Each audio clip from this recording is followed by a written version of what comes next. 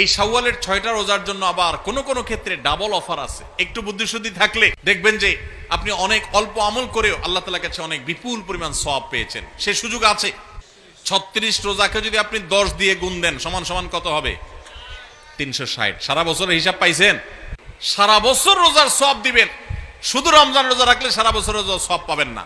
আমাদের মা বোনদের একটা কমন প্রশ্ন আছে, অনেক ভাইদেরও কমন প্রশ্ন আছে, সেটা হলো যে কারোর যদি ভাঙতি রোজা থাকে, কাজা রোজা থাকে, যে গত রমজানে আপনি হয়তো অসুস্থতার কারণে 2টা রোজা রাখতে পারেন নাই, 4টা রোজা ভাঙা পড়ছে, কোনো মা বোন মাসিকের কারণে তার কয়টা রোজা, 7টা 8টা রোজা বা 10টা রোজা 5টা রোজা তার ভাঙতি পড়ছে, এই রোজাগুলো তিনি আগে রাখবেন নাকি শাওয়ালের 6 রোজা আগে রাখবেন?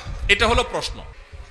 যেই মাসে আমরা আছি শাওয়াল মাস, এই শাওয়ালের 6টা রোজা সম্পর্কে কিছু কথা না বললেই নয়।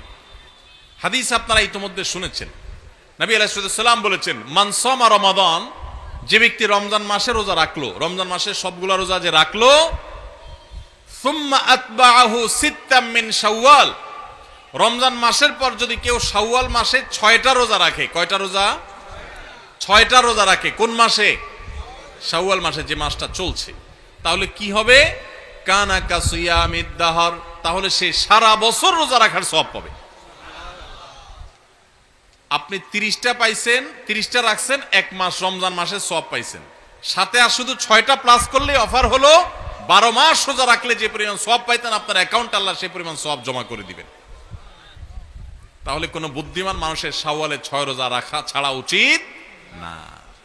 অনেক উলামা একরাম এই হাদিসকে ব্যাখ্যা করেছেন এইভাবে যে আল্লাহ রাব্বুল আলামিন সাধারণত নেক আমলগুলোকে 10 গুণ পর্যন্ত বাড়িয়ে দেন, কোন কোন ক্ষেত্রে আরো বেশি, দানের ক্ষেত্রে 700 গুণ আল্লাহ বাড়িয়ে দেন, কাউকে কাউকে হিসেব ছাড়া দেন।